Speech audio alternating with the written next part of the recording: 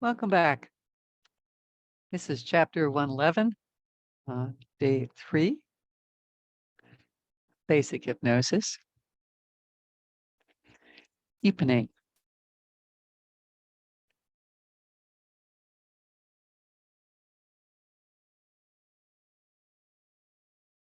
My goodness, where is my document?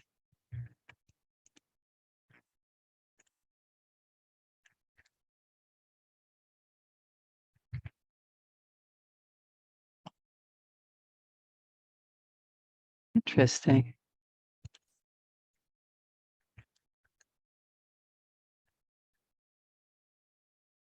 There we go.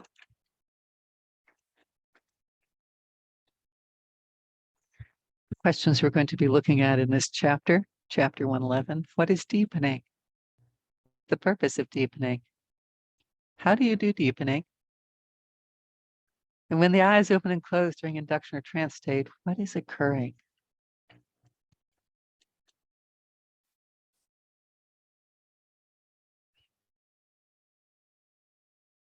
The body and mind appreciate suggestions for relaxation. Look at all the marketing people put on relaxing and feeling good, feeling confident. A suggestion to relax the body is often accepted quickly with pleasure. Each idea accepted tends to create greater response to preceding and subsequent suggestions. As the person accepts suggestions, there's a compounding of the person's ability to respond to suggestion and increasing complexity of suggestions delivered, accepted, and acted upon. You're aware and you are curious. Trust yourself. The purpose of deepening techniques is to develop deeper and deeper levels of relaxation. Let's go for depth now. Even after you have asked a person to go to the basement of their ability to relax, as soon as a person affirms that they're at the basement of their ability to relax, you can use fractionation, breathing, silence, to demonstrate an ability to go deeper still. The welcoming relaxation deepens the rapport between the person and the hypnotist. One of the methods for deepening is counting. And now I'm going to count from 5 to 1 and go all the way back to a time when you felt most calm, peaceful, serene, relaxed.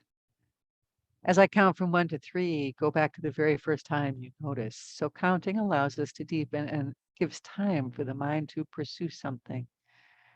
In emergence, count from 5 to 1, coming all the way back to full waking state. Number loss or number drop. When I lift your hand and drop it, I want all the numbers between the number 5 and the number 7 to drop out. And you'll find that as I drop your hand, you drop out all the numbers. It just goes away. Silence. In a moment, I will be silent for 60 seconds. And I want you to allow your unconscious mind to bring up the ideas that we have not yet mentioned that are the real reason for your being here today.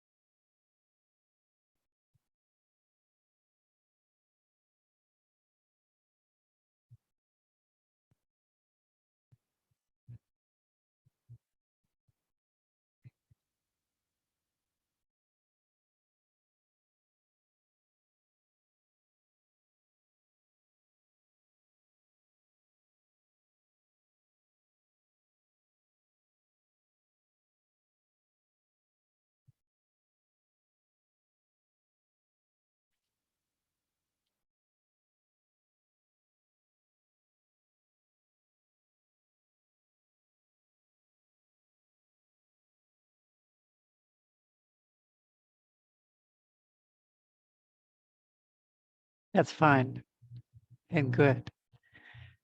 Now, I have a clock with a second hand off in this direction with my eyes, so I can monitor when I'm working with someone how much time I'm giving between suggestions. If I say I'm going to take 60 seconds of pause, I like to take 60 seconds of pause. If my second hand starts on 9, I put a 9, a circle around it, and a line through it. Next to it, I put 60 seconds so that I remember, because my conscious mind may run away too. Where did I start? Also, if I spend 15 to 20 seconds of silence,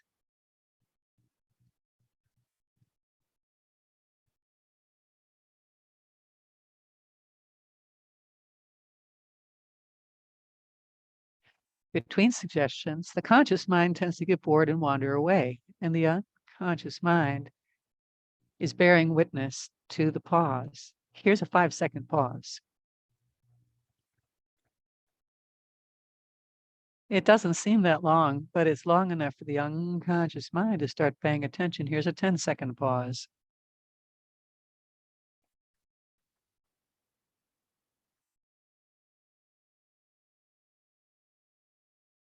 10 seconds is a little bit longer.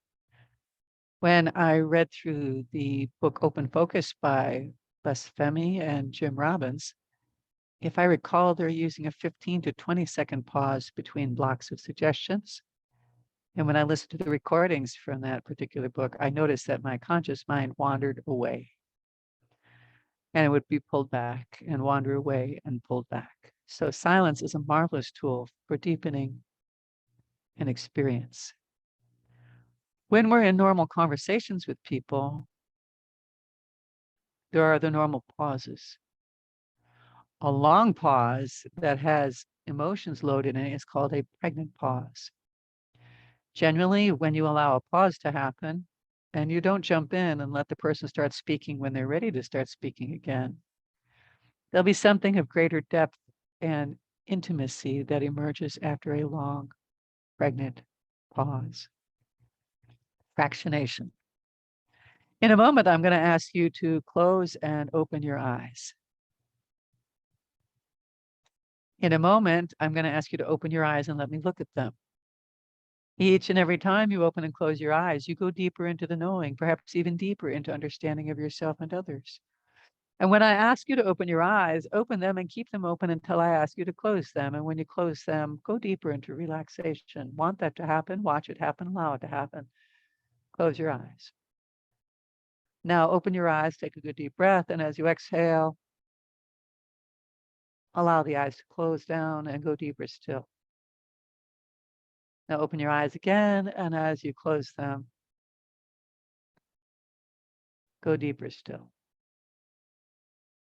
This is called fractionation, the opening and closing the eyes. If I recall, in Hypnotherapy for War Neuroses by Watkins, this is a World War II, post-World War II book. He refers to it as the in and out method.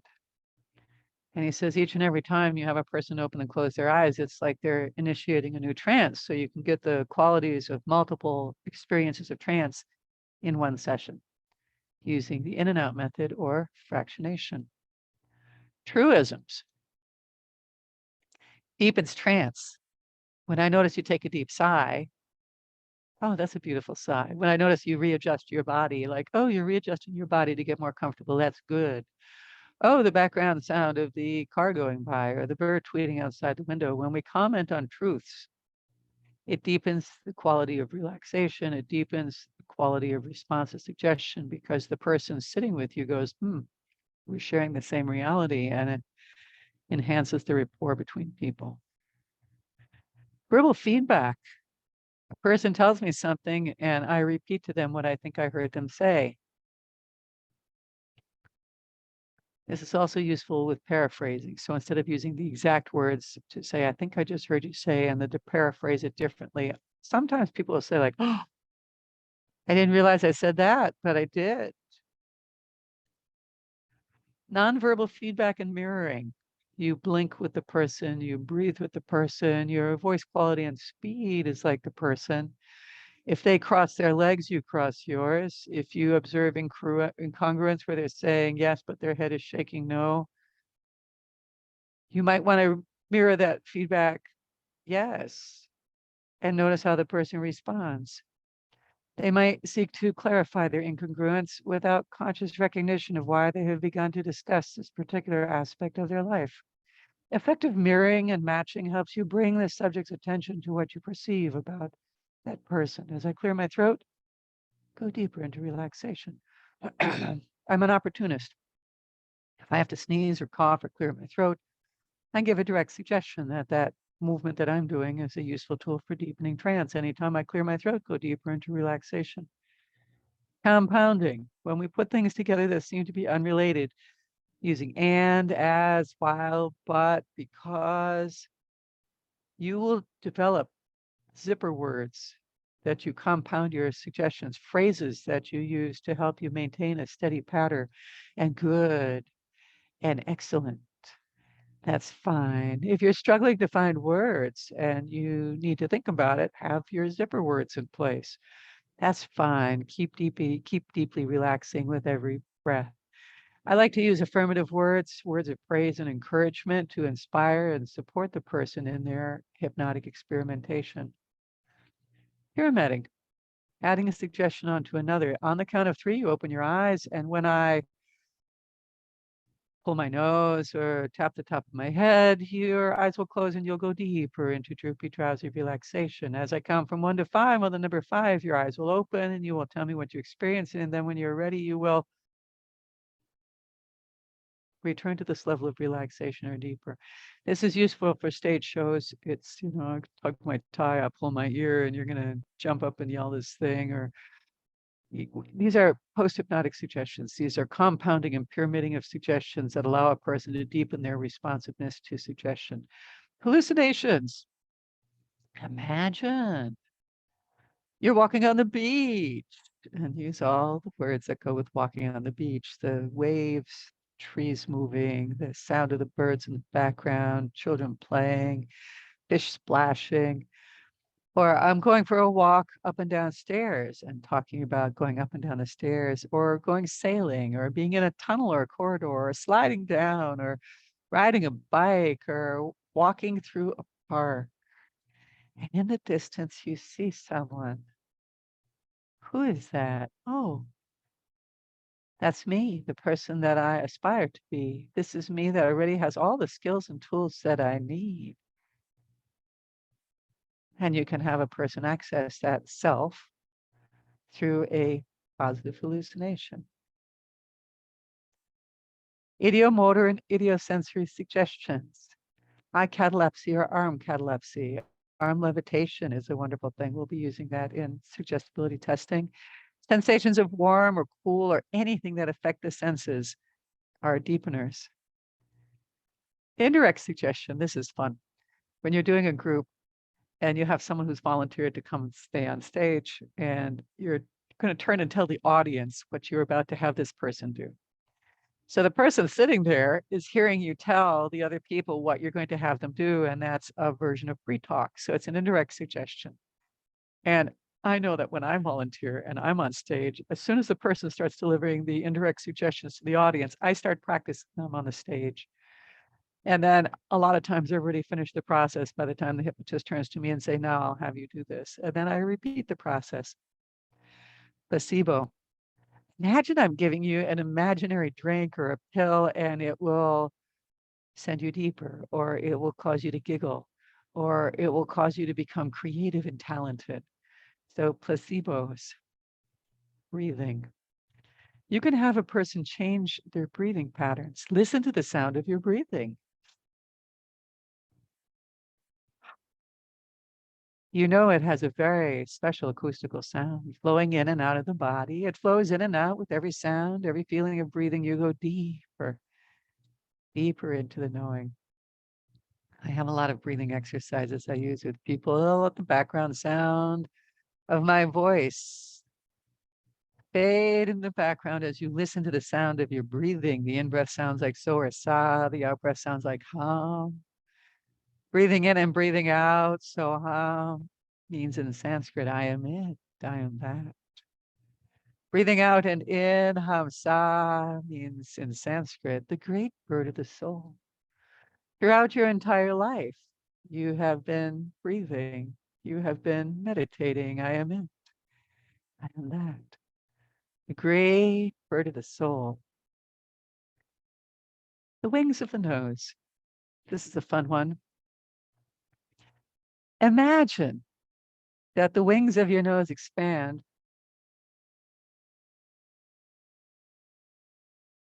as you're breathing in. And now narrow the wings of your nose. Expand them when you breathe out.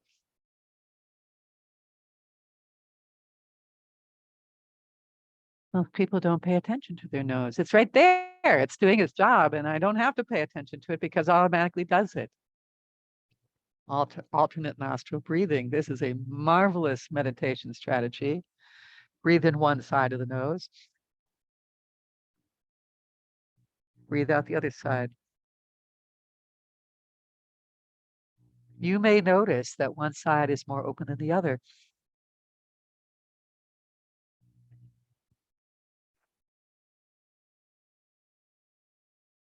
And you want to add into this as you're breathing in.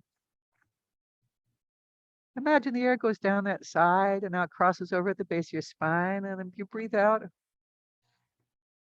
and it comes up the other side of your spine. And then you breathe in.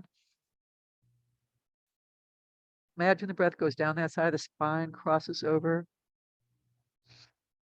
and breathe out the other side of the spine. Alternate nostril breathing is a marvelous tool for calming the whole nervous system.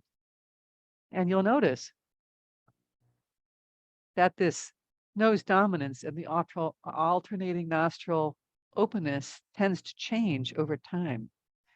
How often does it change? Every 30 minutes, every 90 minutes. There's a natural process that the brain is shifting back and forth from the creative, imaginative right side to the logical, analytical left side.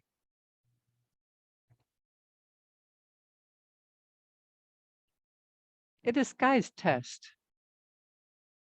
This is a wonderful disguise test. Now close your beautiful eyes. Relax your eyes to the point where they just won't work. In a moment, I will count from 1, 2, 3. On the count of 3 and not before, open your eyes and look at me. Notice how good you feel. Let me take a look at you. And as soon as you notice that feeling of relaxation. As you notice that feeling of relaxation, let it go stronger, spreading through every muscle, cell, tissue, and fiber of your being. And when you notice me touch my nose again, your eyes will close and you'll go twice as deep into relaxation as you are right now. Good. 1, 2, 3. Now open your eyes and look at me. Notice how relaxed you are and tell me what you are experiencing. And the eyes close back down again. And when you're ready, open your beautiful eyes. This is a disguised test because when I'm saying in a moment I will count from 1, 2, 3, I say 1, 2, 3 with a steady measure. But when I do the test, I say 1, 2, and I pause. If a person's eyes pop open during the pause, they are not in trance.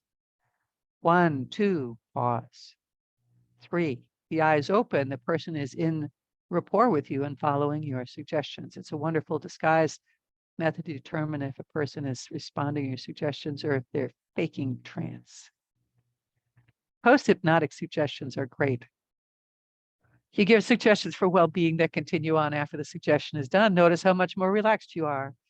Each and every time you practice relaxation, you go deeper and faster than the time before. Each and every time you practice hypnosis, you go deeper into the warehouse of learning of what works, what doesn't work, what you want to need that you haven't gotten yet. And you access all those resources, and that's fine. And now open your beautiful eyes. The questions for the deepening chapter. What is deepening? What is the purpose of deepening? How do you do deepening? And when the eyes open and close during induction or trance state, what is occurring? Thank you for your time today. Each and every time you practice hypnosis with me, you'll go deeper and faster than the time before. Want that to happen. Watch it happen, allow it to happen. Each and every time you practice hypnosis, you are entering into a warehouse of learning deep inside about what works, what doesn't work, what you want to need that you haven't gotten yet. May your unconscious mind find new solutions for anything that comes upon you that you want new solutions for. And may you live a remarkable and excellent life. Thank you. I'll see you again.